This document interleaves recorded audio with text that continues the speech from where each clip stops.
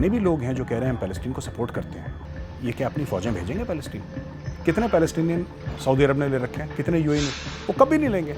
उनको पता है ट्रबल क्रिएटर्स है ये। जो पैलेस्टीन वाले विक्टिम कार्ड खेल सकते हैं, ना इंडिया के बस का, ना इसराइल के बस का, ना अमेरिका के बस का, ना चाइना, ना रशिया, किसी के बस का नहीं है। दे इन्वेंटेड द विक्टिम कार्ड। ये लोग 2 साल से प्लान कर रहे थे अटैक किया। हमास का जब तक पूरा इंफ्रास्ट्रक्चर डिसमेंटल नहीं हो जाता, इसराइल नहीं। पाकिस्तानी आर्मी का एक इतिहास है, वो पॉलिटिकल पार्टीज बनाती है, वो नए नए पॉलिटिकल सुपरस्टार्स खड़े करती है, वो सुपरस्टार्स इनको धोखा देते हैं। इंटेलेक्चुअल रिगर पाकिस्तान में है लेकिन बहुत कम है, बहुत कम।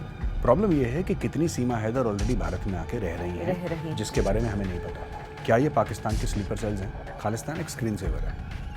पीछे है ड्रग रैकेट, पीछे है इमिग्रेशन रैकेट, पीछे है फिरौती का मामला, पीछे है contract. Khalistan is like a mafia.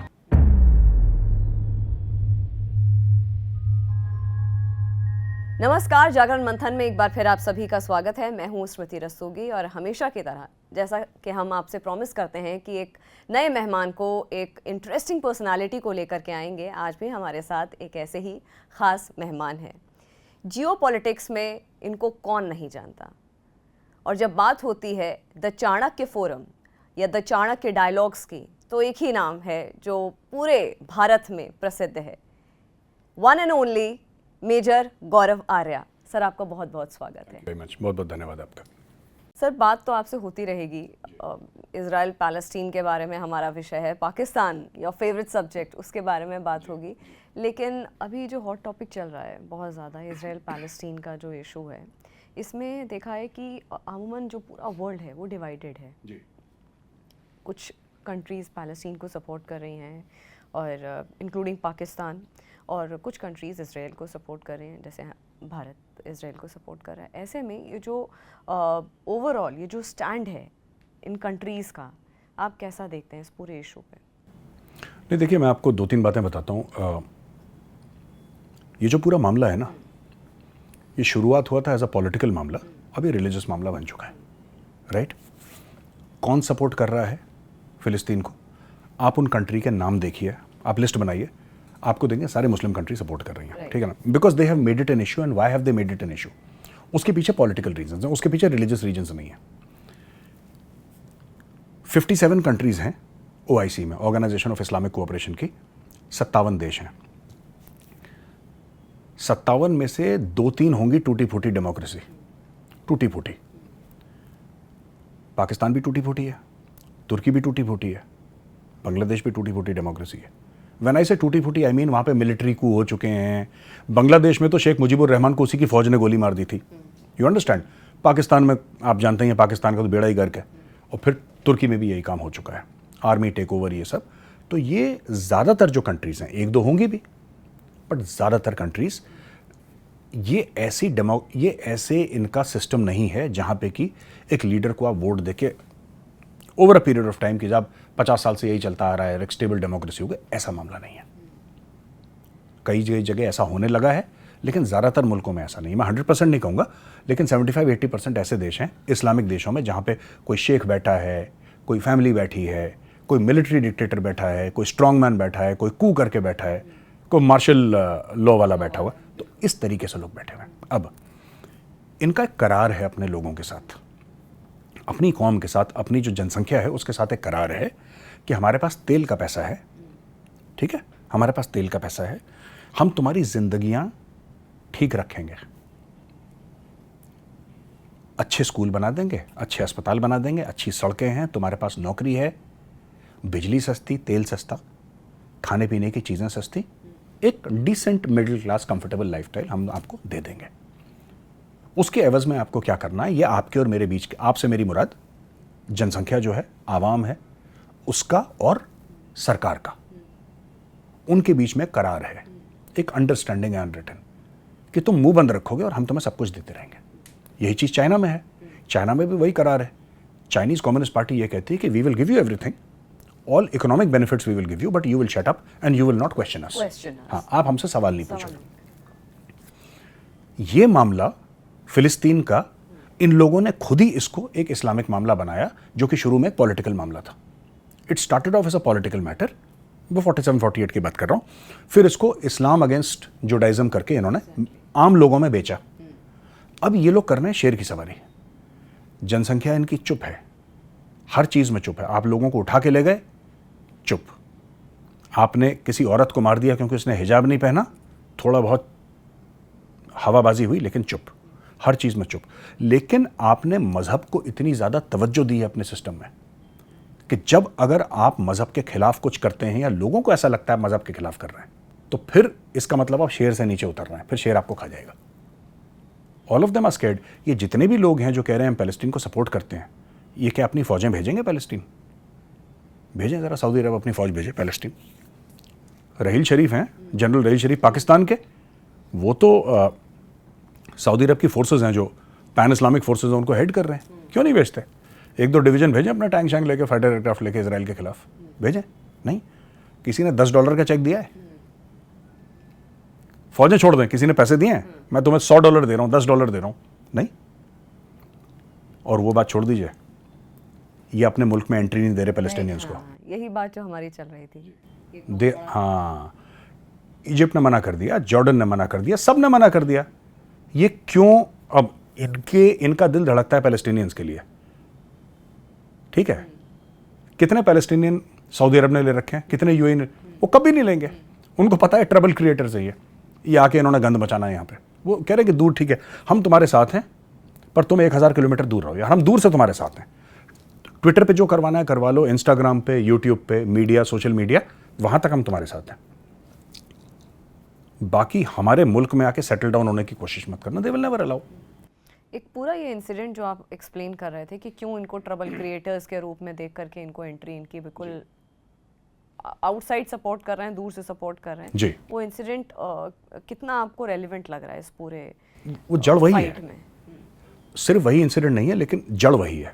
ऐसा हो गया कि 1967 में 6 डे वॉर हुआ था। 6 डे वॉर था। 5 मुल्कों ने इसराइल के ऊपर अटैक करा एक साथ। इसराइल ने 6 दिन के अंदर 5 इस्लामी मुल्कों को पछाड़ दिया, बिल्कुल हरा दिया। फिलिस्तीनी भागे वहां से। अब जब फिलिस्तीनी भागे, पहुंचे जॉर्डन पहुंचे, जॉर्डन में वो सेटल डाउन हुए और जॉर्डन के राजा ने इनको पनाह दी, इनको फैसिलिटीज फराहम करी, बोला कि परेशान लोग हैं, इनको आने दो। पैलेस्टीनियंस ने जॉर्डन के राजा के खिलाफ साजिश करना शुरू कर दिया। आम जॉर्डनियंस को सड़क पे रोकते, उनसे हफ्ता वसूली, किसी को किडनैप करा, उससे फिरौती ले ली। जॉर्डनियन पुलिस को पीटा, ठीक है जी। राजा ने अपनी फौज भेजी, फौज के साथ लड़ाई, गोलीबारी, फौज की हत्या, फौजी अफसरों की हत्या। राजा बड़ा परेशान हो गया कि मैंने क्या मुसीबत मोल ली फिलिस्तीनियों को अपने बीच में लाके। उन्होंने 2-3 मुस्लिम कंट्रीज को फ़ोन करा और इमरजेंसी में हेल्प मांगी। उसमें से एक मुल्क था पाकिस्तान। पाकिस्तान ने पैसे लिए किंग ऑफ जॉर्डन से, मोटे पैसे लिए, और अपनी फौज भेजी एक ब्रिगेडियर के अंडर। उस ब्रिगेडियर ने मारे 10,000 से लेकर 25,000 फिलिस्तीनी। पाकिस्तानी फौजियों ने 10,000 से लेकर 25,000 फिलिस्तीनी मारे। उसको कहते हैं ब्लैक सितंबर। और वो फौजी था ब्रिगेडियर ज़ियाउल हक, जो बाद में जाके प्रेसिडेंट बना, उनका आर्मी चीफ बना। वो ज़ियाउल हक ने मारे फिलिस्तीनी। तो पाकिस्तानी जो आज बड़े हामी बनते हैं और बड़े दिल इनके धड़कते हैं फिलिस्तीनियों के लिए, कोई पाकिस्तानियों को बताए कि भैया आपने जितने मार दिए ना, आपने खुद जितने फिलिस्तीनी मारे हैं उतने इजराइल ने आज तक नहीं मारे जितने आपने एक हफ्ते में मार दिए। और आज बड़ा इनका दिल दुखता है फिलिस्तीनियों के लिए। खैर, बहरहाल, तो ये जब चीज़ें होती हैं ना, तो पूरा ये बात बड़ी फैली। अब इनको डर क्यों लगता है, मैं आपको बताता हूँ। इनके डर का कारण क्या है, वजह क्या है इनके डर की? क्योंकि politically all these countries are very fragile, बड़े फ्रेजाइल हैं। क्यों? छोटा सा एग्जांपल देता हूं। आज कहीं पे जाए मोदी मोदी ये सब चलता है ना, मोदी जी बड़े ये हैं, बड़े वो हैं, लोग कहते हैं यू आर द बॉस, कोई पैर छू रहा। ये क्या चल रहा है मोदी जी का? ये मैटर क्या है मोदी जी का? मैं आपको बताता हूँ। मोदी जी का सिर्फ और कोई मैटर नहीं है। मोदी जी का नथिंग। ये मैटर है कि मोदी जी के पीछे 140 करोड़ हिंदुस्तानी खड़े हैं। इतना सा मैटर है और कोई मैटर नहीं है। कल मेरे पीछे 140 करोड़ नहीं, मेरे पीछे 1 करोड़ हिंदुस्तानी खड़े हो जाए, मैं तो डॉन बन जाऊंगा बहुत बड़ा, मैं तो बादशाह बन जाऊंगा। 1 करोड़ लोग कम नहीं होते। यहां पे 140 खड़े हैं, उनके पीछे कोई नहीं खड़ा।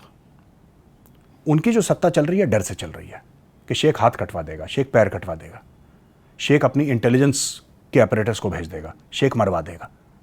वो डर के मामले। तो वो कोई ऐसी चीज नहीं करना चाहते कि सोशल फैब्रिक और पॉलिटिकल फैब्रिक उथल पुथल हो जाए। और पैलेस्टीनियंस जाएंगे, पक्का करेंगे 100%। वो इजिप्ट जाएंगे, इजिप्ट का बेड़ा गर्क कर देंगे, इजिप्ट वैसे ही बेड़ा गर्क हो रखा और बेड़ा गर्क कर देंगे। तो ये चल रहा है वहां पे। अच्छा मुझे एक और जो बहुत बड़ी बात है वो ये है कि चलिए अपने अपने ओपिनियंस होते हैं, चाहे कंट्री की बात करूं, चाहे मैं अपने देश की ही बात करूं, भारत की ही बात करूं। कुछ लोग इजराइल को सपोर्ट करें, कुछ पैलेस्टीन को सपोर्ट करें, कुछ कंट्रीज़ भी जैसे हम बात कर रहे थे।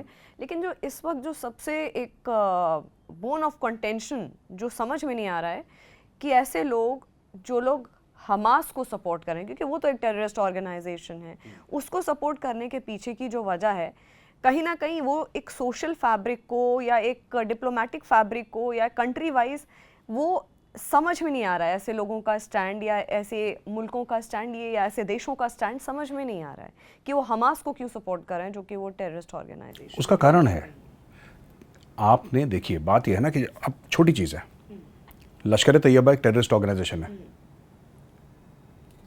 आप परवेज मुशर्रफ का इंटरव्यू देखिए ऑन रिकॉर्ड। परवेज मुशर्रफ कहता है कि ओसामा बिन लादेन हमारा हीरो है। He is on record. वजाहत अली खान एक पाकिस्तानी एंकर है, एक बहुत बड़ा नाम है पाकिस्तान के मीडिया फील्ड में। I think he has left Pakistan, he is settled abroad now.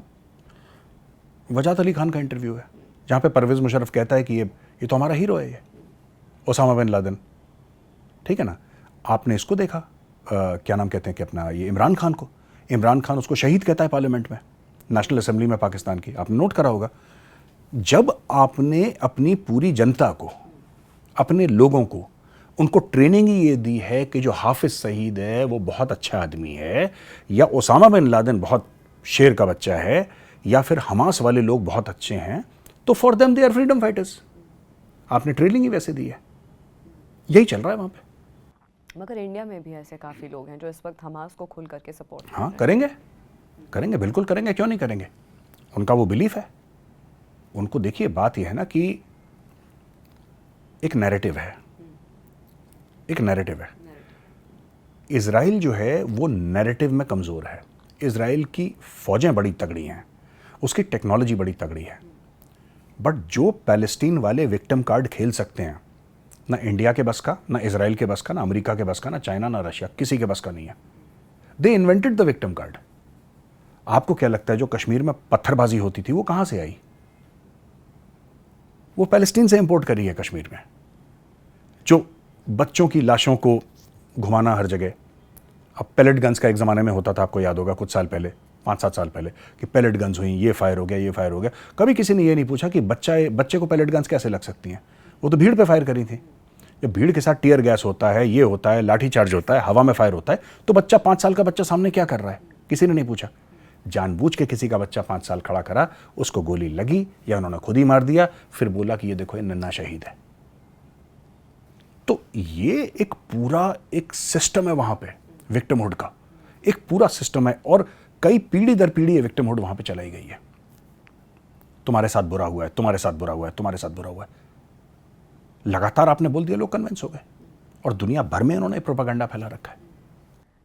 Major, ये जो हमास का जो अटैक हुआ है, ये सोची समझी स्ट्रैटेजी है या यूं ही रैंडम अटैक है? क्योंकि छोटे मोटे अटैक तो यूं ही वो इजराइल पे करते ही रहते थे ऑन एंड ऑफ, लेकिन इस बार जो अटैक किया है इतने बड़े स्केल पे, एक वॉर छेड़ी है, किडनैपिंग की, फिर उसके बाद कहीं ना कहीं उनको पता होगा कि रिटेलिएशन होगा सामने से, लेकिन तब भी क्या ये सोची समझी स्ट्रैटेजी थी कि इस तरीके का एक सिचुएशन बन जाएगी एक वैश्विक स्तर पर? ये लोग 2 साल से प्लान कर रहे थे अटैक का। इजराइल को ऐसा लगा कि अब ये लोग अटैक नहीं करेंगे, और हमास का, जिसको हम लोग कहते हैं ना इंग्लिश में, फौज में कहते हैं एपेटाइट फॉर वॉर, एक जंग की एक एपेटाइट होती है कि करनी है नहीं करनी है, तो they don't have the appetite for war. In plain sight they were preparing.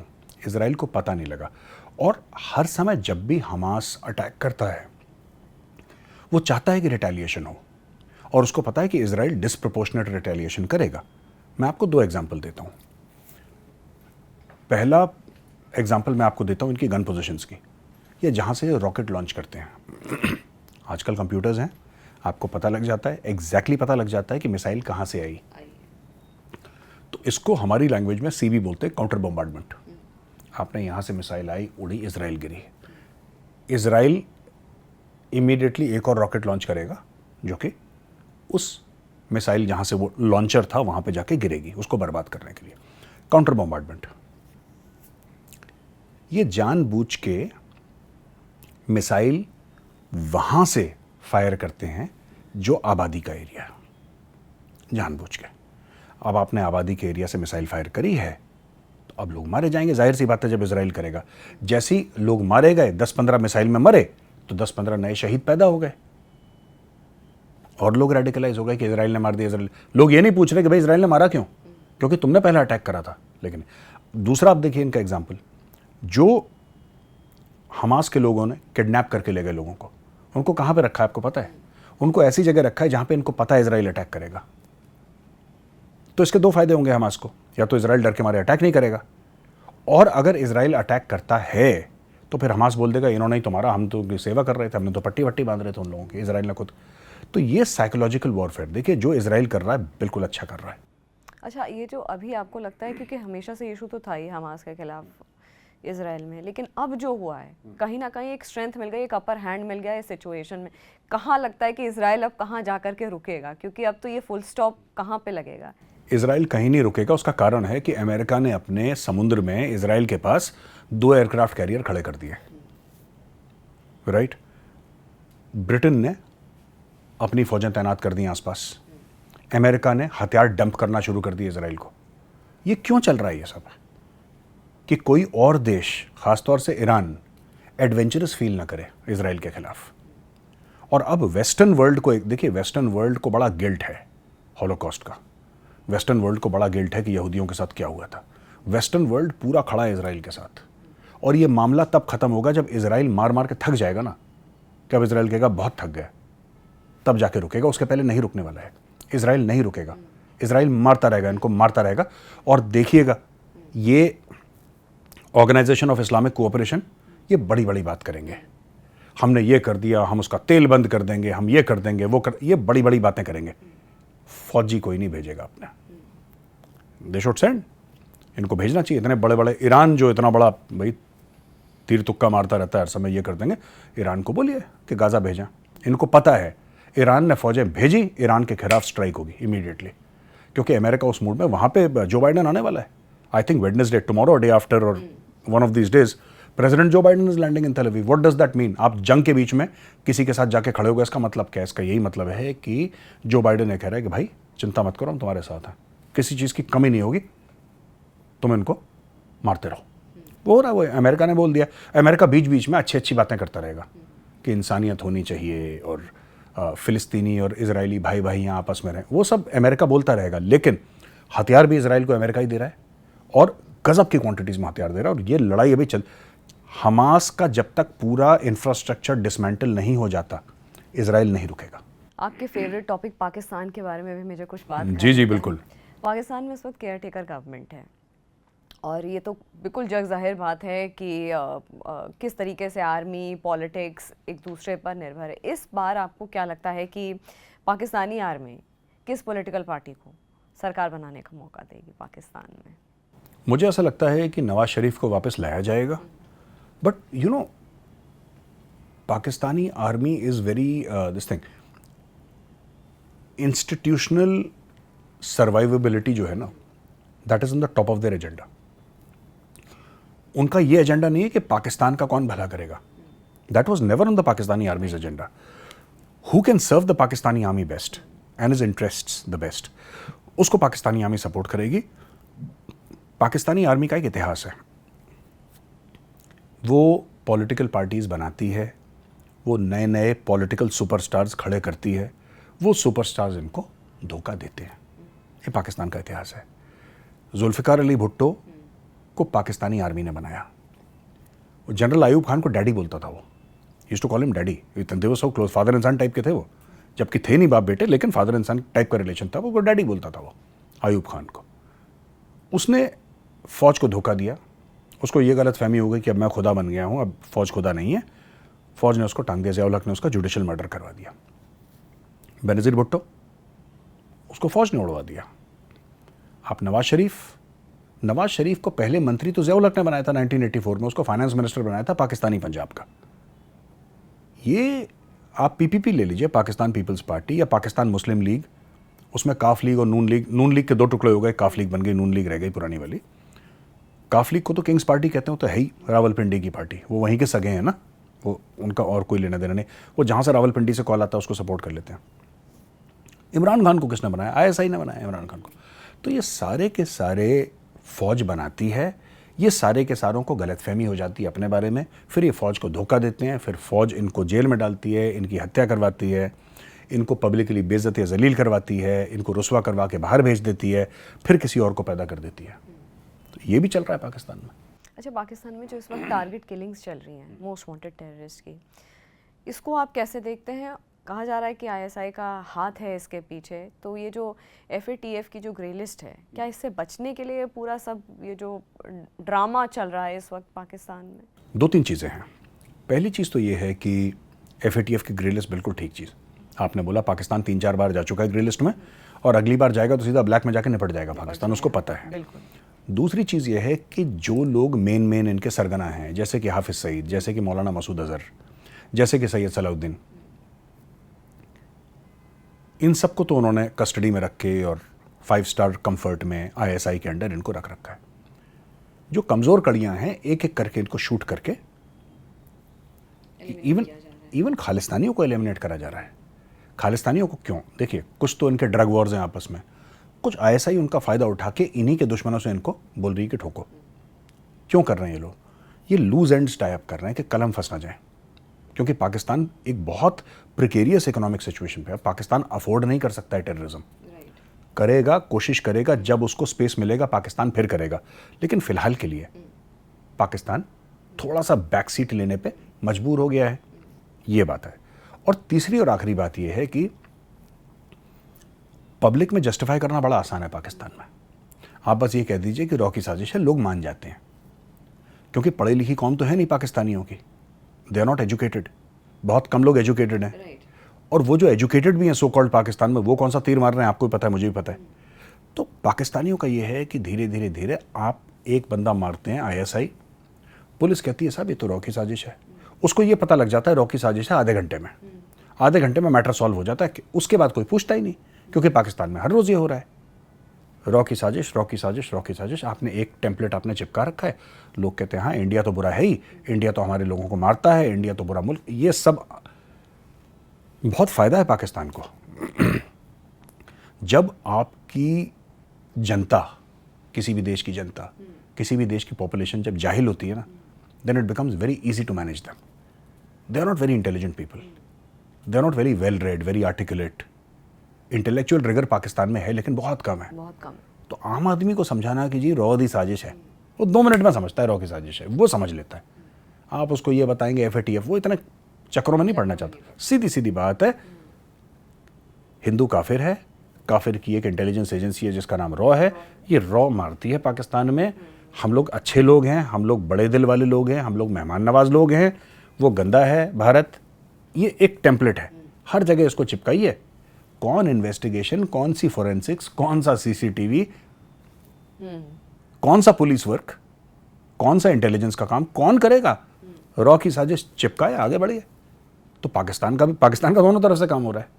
Public भी और पब्लिक को भड़का रहे हैं भारत के खिलाफ, और अपनी हाउसकीपिंग भी कर रहे हैं इंटरनल, तो ये पाकिस्तान कर रहा है। अच्छा, चाइना एक पाकिस्तान इकोनॉमिक कॉरिडोर सीपेक को पाकिस्तान बड़ा मतलब बहुत एक्साइटमेंट में कि ये तो गेम चेंजर होगा, हमारा देश तो बिल्कुल यूरोप की तरह बन जाएगा, लेकिन हमने देखा कंप्लीट फेलियर रहा सीपेक। लेकिन जो चाइना का कंटिन्यूस सपोर्ट है पाकिस्तान को, ये ओवरऑल इस पिक्चर को के लिए क्या कहेंगे आप? कुछ नहीं है, मैं आपको बताता हूँ। देखिए, ये जो आप कह रहे हैं ना ओवरऑल सपोर्ट है पाकिस्तान को, ये भी चाइना के भी गले में हड्डी बन चुकी है। चाइना की इकोनॉमी मार खा रही है बुरी तरीके से, और क्योंकि चाइना की इकोनॉमी मार खा रही है तो चाइना अब क्या ही करेगा इसमें। $50 अरब आप डाल चुके हैं पाकिस्तान में, ठीक है, अब चाइना हट तो सकता नहीं है, तो चाइना की मजबूरी है इसको टेक फॉरवर्ड करना किसी तरीके से। पाकिस्तान इतना नोटोरियसली अनस्टेबल है, आपको पता है 50 में से 25 अरब ये खा गए पाकिस्तानी, ये पैसा खा गए, क्या करेंगे आप बताइए। तो मैं यही कहता हूँ कि वो कहते हैं साहब इंडियंस जलते हैं हमसे, ये पाकिस्तानी कहते हैं हमारे पास सीपैक है, इंडियंस हमसे जलते हैं। तो पाकिस्तानियों को लॉजिक समझाने की बात तो है नहीं कि जिसको तुम बहुत बड़ा इन्वेस्टमेंट समझ रहे हो उससे दुगना हर साल भारत में होता है। तुम्हारा तो 10 साल में हुआ है, ये 10 साल में 50 अरब आए हैं, इसका दुगना हर साल भारत में। ये सब डेटा पाकिस्तानियों को, देखिए वो पढ़े लिखे नहीं है तो उनको ज़्यादा आप एक्सप्लेन करेंगे वो पाकिस्तानी कंफ्यूज हो जाते हैं, तो उनको कंफ्यूज नहीं करना बेचारों को। लेकिन हमें एक बात तो समझनी है, एक बात क्लियर है कि चाइना पाकिस्तान इकोनॉमिक कॉरिडोर ये गेम चेंजर चाइना के लिए है, गेम चेंजर पाकिस्तान के लिए नहीं है। पाकिस्तान जैसे हम लोग दिल्ली जाते हैं ना, बीच में डीएनडी है ना, Pakistan is like DND. Pakistan is a चुंगी नाका स्टेट, ठीक है। वहाँ से गाड़ी आएगी, पाकिस्तानियों को 100 रुपये का पकड़ाएंगे, चुंगी काटेंगे, अपना काम करेंगे। वो सिर्फ पाकिस्तान की ज़मीन। अब एक बात बताइए, जिस मुल्क में 50 अरब डॉलर का निवेश हो चुका है, 50 अरब डॉलर की इन्वेस्टमेंट हो चुकी है, जो कि पाकिस्तानी खुद कहते हैं कि भाई 50 अरब डॉलर चाइना डाल चुका है, चाइना भी कह रहा है, वो देश 1-1 अरब डॉलर के लिए पैर पकड़ रहे लोगों के। हाउस इट, आप खुद सोचिए ना, आपके पास 50 अरब डॉलर हैं, आप 1 अरब डॉलर के लिए आप मांगोगे लोगों से? नहीं मांगोगे, आपके पास तो होंगे क्योंकि आपका 10 साल में इतना इंफ्रास्ट्रक्चर, इतनी कोई डेटा नहीं है इनके पास कि कितने बिजनेसेस खड़े हुए, कितनी बिलियन डॉलर की वर्थ की कंपनियां खड़ी हुई सीपैक की वजह से, कितने लोगों को नौकरियां मिली। कुछ तो इसका पॉजिटिव फायदा होगा ना। रोड बन गई तो रोड का क्या करना, हमने रोड बन गई, उससे रोड के फायदा क्या हुआ? कुछ नहीं। वो भी लूट रहे हैं, ये भी लूट रहे हैं। ये साठगांठ है पाकिस्तान और चाइना की। एक और जो इस वक्त बहुत बड़ा मुद्दा जो रहा है पिछले कुछ महीनों से, वो है सीमा हैदर का मुद्दा। बेल मिल गई है लेकिन डिपोर्ट नहीं किया गया यहाँ भारत से। आपको लगता है एक ऐसा डोर खोल रही है भारत सरकार ऐसे कई सारी सीमा हैदर के लिए, और आने वाले टाइम में आपको लगता है कि इस तरीके के इंसिडेंट्स हमारी सिक्योरिटी के लिए स्ट्रेटिजिकली, जहाँ पे हमारा देश अभी खड़ा हुआ एक मजबूत जगह पे, एक अनसर्टन पोजीशन पे आ सकता है? बिल्कुल, की वजह से बिल्कुल आ सकता है। देखिए, सीमा हैदर के पास 5-6 पासपोर्ट, सीमा हैदर के पास अलग अलग सिम कार्ड। कोई अगर ये बोले कि नॉर्मल हाउसवाइफ है, कोई नॉर्मल हाउसवाइफ 6-6 पासपोर्ट कैसे बनवा सकती है पाकिस्तान में? How is it possible? Pakistan में भी डेटाबेस है, नाडरा का डेटाबेस है ना, नेशनल डेटाबेस जो उनका है, और भी सिस्टम्स हैं पाकिस्तान में। लेकिन किसी ना किसी का तो आशीर्वाद है। इतने सिम कार्ड क्यों चाहिए? इतने पासपोर्ट इसको क्यों चाहिए? मुझे ऐसा लग रहा है कि इसको डिपोर्ट करके बहुत पहले बाहर फेंक देना चाहिए था सीमा हैदर को, बहुत पहले। जिस दिन पता लगा विदिन 72 आवर्स इसको डिपोर्ट करो, वापस पाकिस्तान भेजो। क्या कारण है मुझे नहीं पता, उसको क्यों रखा है, लेकिन सीमा हैदर प्रॉब्लम नहीं है। For me Seema Haider is not the problem. She has been identified, she is known in the media वाले 1000 बार जाके बाइट ले चुके हैं। तो सीमा हैदर प्रॉब्लम नहीं है, प्रॉब्लम कुछ और है। प्रॉब्लम यह है कि कितनी सीमा हैदर ऑलरेडी भारत में आके रह रही हैं, जिसके बारे में हमें नहीं पता है, और किस किस लेवल पे कितने आदमी हैं, कितनी औरतें हैं जो नेपाल के थ्रू या कोई और बॉर्डर के थ्रू चुपचाप आए। कोई बेंगलोर में सेटल्ड है, कोई हैदराबाद में सेटल्ड है, कोई दिल्ली में सेटल्ड है, कोई नोएडा में हो सकता है, कोई कहीं हो सकता है। क्या ये पाकिस्तान के स्लीपर सेल्स हैं? कि पाकिस्तान से एक बार रावलपिंडी से कॉल आया कि आप एक्टिव हो जाओ, तो हो सकता है कि वो अब फॉरेन कंट्रीज में पता लग रहा है कि एक कैम्ब्रिज के प्रोफेसर ने, कल परसों का किस्सा है, नर्सों का किस्सा है, कैम्ब्रिज के प्रोफेसर ने जितने भी जूइश स्टूडेंट थे उनको बोला कि आप क्लास के कोने में खड़े हो जाओ, और आप लोगों ने, मतलब कि कोई मार रहा है किसी को, कोई टीचर को मार रहा है। एक ने अपने टीचर को मार दिया, वो भी इस्लामिक स्टेट का रेडिकलाइज था, उसने अपने खुद के टीचर को चाकू से मार के हत्या कर दी, और टोटल 3 लोगों को मारा। उसके साथ दूसरा टीचर था, वो भी खत्म हो गया, एक सिक्योरिटी वाला था, वो भी खत्म हो गया। तो आप पाकिस्तान से किसी को भेजें, रेडिकलाइज लोगों को भेजें। कभी आपने किसी को फ़ोन करा, कोई नोएडा में ही हो, भगवान ना करे हो, लेकिन अगर कोई नोएडा में है और पाकिस्तान से फ़ोन आया, व्हाट्सएप पे या सिग्नल पे कॉल आया और बोला कि ठीक है गो, आपका मिशन गो है, फिर वो क्या काम करेगा, कितना, तो ये सब 24 घंटे एजेंसीज इनके पीछे पड़ी रहती हैं कि किस तरीके से इसको मिनिमाइज़ करें। सीमा हैदर का क्या है, मैंने अभी फॉलोअप नहीं करा है इतना, बट कितनी सीमा हैदर है ये चिंता का विषय है। अच्छा, मैं बहुत जल्दी से इस विषय पे भी बात कर लेती हूँ कि खालिस्तानी जो इस वक्त इशू चल रहा है, कैनेडियन गवर्नमेंट जो सेफ हेवन्स इस वक्त खालिस्तानियों को दे रही है, क्या अल्टीरियर मोटिव है कि इतने प्रोटेक्टिव, इतने प्रोटेक्शन के साथ उनके साथ खड़ी हुई है खालिस्तानियों के साथ? देखिए, पॉलिटिकल मोटिव है पहली बात। वो 17-18 सीट्स हैं जिस पे खालिस्तानी वोट्स हैं, खालिस्तानी हावी हैं। कनाडा का इतना मामला नहीं है, वो तो जस्टिन ट्रूडो है, कमज़ोर आदमी है, उसको जगमीत सिंह की हेल्प चाहिए प्राइम मिनिस्टर बने रहने के लिए, तो वो एक अलहदा मामला है। खालिस्तान जो है ना, खालिस्तान इज़ अ फ्रंट, ये एक स्क्रीन सेवर जैसे होता है ना लैपटॉप में, खालिस्तान एक स्क्रीन सेवर है। पीछे है ड्रग रैकेट, पीछे है इमिग्रेशन रैकेट, पीछे है फिरौती का मामला, पीछे है contract. Khalistan is like a mafia. अब आपने सुना होगा सिमरनजीत सिंह मान जो मेंबर ऑफ पार्लियामेंट है, आपने पता नहीं उनका वीडियो देखा नहीं देखा, जहाँ पे वो खुद कहते हैं कि मैं 30-30 हज़ार रुपये लेके, 40-40 हज़ार रुपये लेके मैं लोगों के सर्टिफिकेट देता था अपने लेटर हेड पे लिख के कि इसके साथ दिल्ली ज्यादती कर रही है क्योंकि दिल्ली की गवर्नमेंट को सपोर्ट नहीं करता। तो यहाँ पे सिमरनजीत सिंह मान एक मेंबर ऑफ पार्लियामेंट खुद कह रहा है टेलीविजन पे कि हाँ मैंने ऐसा काम करा, मैंने 50,000 बंदे बाहर भेजे हैं। अब आप देख लीजिए आप समझ नहीं है।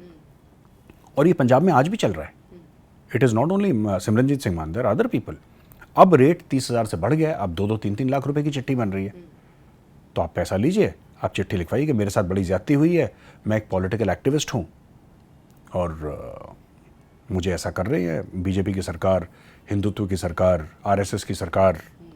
बस ये पूरा एक इकोसिस्टम है और कनाडा इसलिए सपोर्ट कर रहा है क्योंकि कनाडा को ज़रूरत है, उसकी पॉलिटिकल ज़रूरत है खालिस्तानियों की, दैट्स इट, और कोई बात नहीं है इसमें। मेजर, आपने इतना टाइम निकाला हमारे लिए और बहुत ही डिटेल में, मैं ये नहीं कहूँगी कि आपने ब्रीफली बात करी, बहुत सारे मुद्दे थे, हर मुद्दे पे आपने बहुत डिटेल से समझाया। पहली बात है टाइम निकाला, फिर आप ने पार्टिसिपेट किया इस डिस्कशन में। Thank you so much for calling me, बहुत बहुत धन्यवाद आपका। फिलहाल जागरण मंथन में इतना ही, मुझे दीजिए इजाज़त, नमस्कार।